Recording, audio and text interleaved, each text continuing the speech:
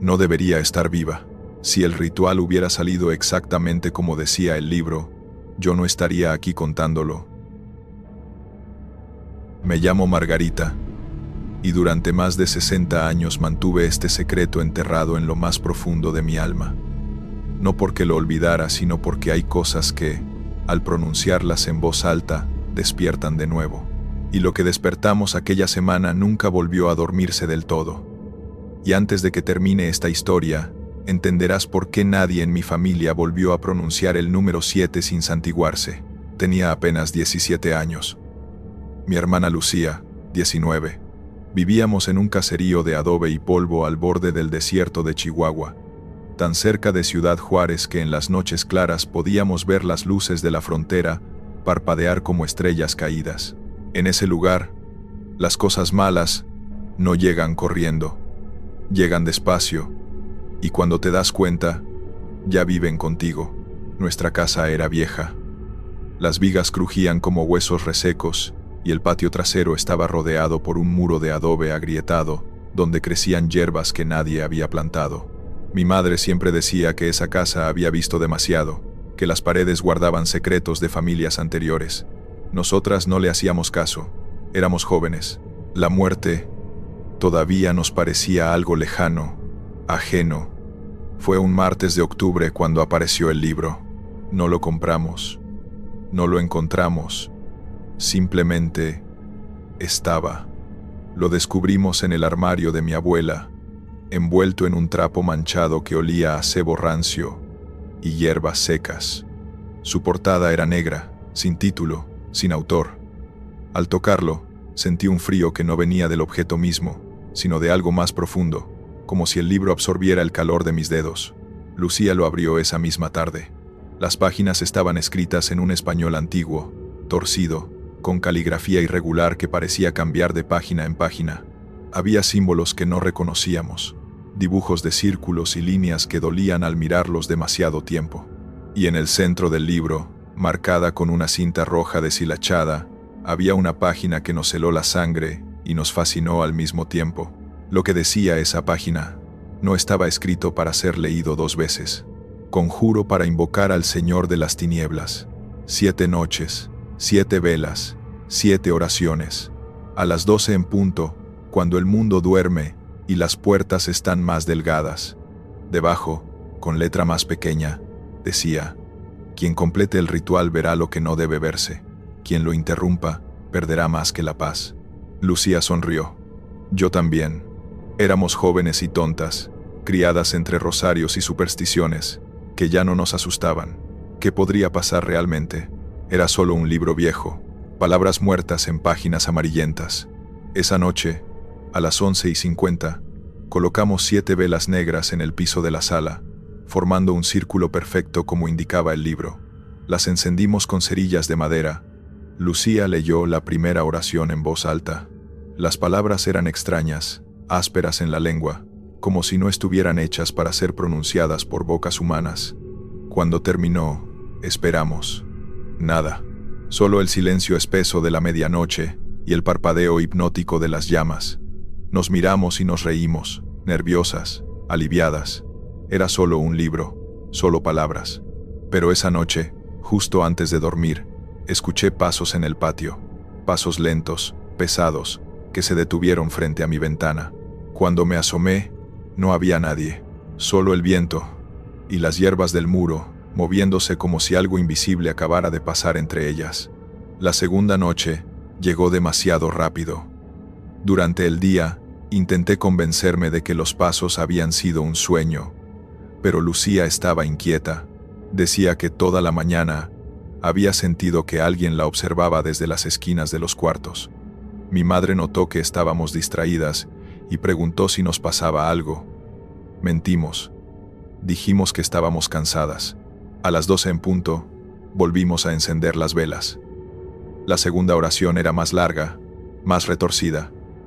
Cuando Lucía la pronunció, noté que su voz temblaba ligeramente. Esta vez, cuando terminó, el aire de la sala cambió. Se volvió pesado, denso, como si algo invisible hubiera entrado y se hubiera sentado con nosotras. Las velas parpadearon todas al mismo tiempo, aunque no había corriente de aire. Afuera, los perros del pueblo comenzaron a aullar. Primero uno, luego otro, después todos juntos, como si respondieran a una señal que solo ellos podían escuchar. El sonido duró varios minutos y luego se cortó de golpe, dejando un silencio aún peor. La tercera noche, mi padre preguntó por qué la casa olía raro. Dijo que era como tierra mojada mezclada con algo quemado, algo pútrido. Nosotras no olíamos nada, pero notamos que las moscas habían empezado a reunirse en las esquinas de las ventanas, incluso con los vidrios cerrados. Esa noche, cuando Lucía pronunció la tercera oración, una de las velas se inclinó sola, como si alguien la hubiera empujado con un dedo invisible. La cera derretida formó un charco oscuro en el piso, y por primera vez sentí miedo real. No el miedo de las historias, sino el miedo que te dice que has hecho algo irreversible. Le dije a Lucía que deberíamos parar. Ella me miró con ojos febriles y dijo: «Ya es tarde. El libro dice que interrumpir es peor». La cuarta noche fue cuando lo vi por primera vez. Estábamos en medio de la oración cuando, por el rabillo del ojo, vi una sombra moverse en el pasillo. No era una sombra normal, era demasiado densa, demasiado sólida, y se movía contra la luz en lugar de con ella. Se quedó ahí, inmóvil, observándonos. Cuando giré la cabeza para verla directamente, desapareció, pero supe que nos estaba mirando. La quinta noche, mi madre se negó a salir de su habitación después de las 11. Dijo que había algo malo en la casa, que podía sentirlo en los huesos. Mi padre colocó un crucifijo en la puerta de su cuarto. Lucía y yo seguimos adelante, porque ya no sabíamos cómo detenernos. Esa noche, mientras leíamos la oración, escuché respirar. No era nuestra respiración. Venía del patio, profunda y lenta, como la respiración de algo muy grande descansando justo al otro lado de la pared. La sexta noche fue cuando todo comenzó a desmoronarse. Lucía leyó la oración con voz ronca. Había dormido mal toda la semana, tenía ojeras profundas, y las manos le temblaban sin control. Cuando llegó a la última palabra, una de las velas se apagó sola. No se consumió. Simplemente se apagó, como si algo hubiera soplado directamente sobre ella. Lucía comenzó a temblar. Primero suave, luego violentamente, como si tuviera frío extremo en pleno calor del desierto. Sus ojos se pusieron vidriosos y dijo, con una voz que no era la suya: «Una noche más». Me miró fijamente y sonrió. No era su sonrisa. «Una noche más, y estaré completo». En ese instante, supe que la séptima noche no era el final. Era la entrega. Esa noche, no pude dormir. Me quedé sentada en mi cama, abrazando mis rodillas, escuchando cómo algo caminaba de un lado a otro en el patio. Pasos pesados, metódicos, pacientes, esperando. La séptima noche llegó como una sentencia. Todo el día el cielo estuvo color ceniza, aunque no había nubes. El aire olía a azufre y metal oxidado. Los animales del pueblo estaban inquietos. Las gallinas no salieron de sus corrales y los perros se escondieron bajo las casas. Lucía no había hablado en todo el día. Se movía como autómata, con los ojos fijos en el libro que ahora llevaba consigo a todas partes. Mi madre intentó quitárselo, pero Lucía le mostró los dientes como animal y siseó de una forma que hizo que mi madre retrocediera, santiguándose. A las 11:30 de la noche, sin decir palabra, Lucía colocó las 7 velas en la sala por última vez. Yo quería huir, pero algo me mantenía ahí. Quizá la culpa, quizá el miedo de que, si la dejaba sola, algo peor sucedería. Nos sentamos frente a las velas. Lucía abrió el libro en la última página. La séptima oración era diferente. No estaba escrita en español, ni en ningún idioma que pudiera reconocer. Eran palabras que lastimaban al escucharlas, que hacían que el aire vibrara de forma incorrecta. Cuando el reloj marcó las 12, Lucía comenzó a leer. Su voz cambió con cada palabra. Se volvió más grave, más ronca, más vieja. Las velas empezaron a parpadear frenéticamente, proyectando sombras que no correspondían con nada en la habitación. Sombras con formas imposibles, con demasiadas extremidades, con bocas abiertas en silencios eternos. Y entonces, justo cuando Lucía pronunció la última sílaba, sucedió. Las 7 velas se apagaron al mismo tiempo, no una por una, todas. Al instante, como si un viento invisible hubiera atravesado la habitación. Pero no hubo viento. Hubo algo peor. Hubo presencia. La sala se llenó de un frío tan intenso que vi mi propio aliento condensarse en el aire, y luego, desde el patio, comenzaron los sonidos. Gruñidos profundos, guturales, como de bestias enormes arrastrándose sobre tierra seca, pasos pesados que hacían vibrar el piso de adobe, y entonces, risas. Risas graves, múltiples, superpuestas unas sobre otras, como si docenas de gargantas rieran al mismo tiempo. Me quedé paralizada. Fue entonces cuando escuché la voz. Venía de todas partes y de ninguna, profunda como el pozo más oscuro, antigua como la primera piedra. ¿Para qué me han llamado? No era una pregunta. Era una acusación. Lucía se puso de pie de golpe. Su cuerpo se movió de forma extraña, articulándose en ángulos que no eran naturales. Cuando se giró hacia mí, sus ojos estaban completamente blancos, sin pupilas, sin iris, solo blanco, y sonrió. Gracias por abrir la puerta, hermanita. Pero no era su voz. Era la voz del patio, la voz de los gruñidos, la voz de las risas superpuestas. Su boca se abrió más de lo que debería ser posible, y de ella salió un sonido que no puedo describir con palabras humanas. Un sonido que hizo que me sangrara la nariz y que los vidrios de las ventanas temblaran. Entonces cayó. Su cuerpo golpeó el piso con un ruido seco y comenzó a convulsionar. Pero no eran convulsiones normales. Su espalda se arqueaba hacia atrás hasta que su cabeza casi tocaba sus talones. Sus dedos se retorcían en direcciones imposibles y de su boca abierta empezó a salir espuma negra. Grité. Llamé a mis padres. Mi padre entró corriendo con un crucifijo en la mano, pero cuando se acercó, Lucía lo miró y habló con esa voz que no era suya. Ese pedazo de madera no tiene poder aquí, viejo tonto. Ya firmaron el contrato, ya abrieron la puerta, ya me dieron entrada. Mi padre cayó de rodillas, rezando el Padre Nuestro con voz quebrada. Lucía se levantó. No usó las manos.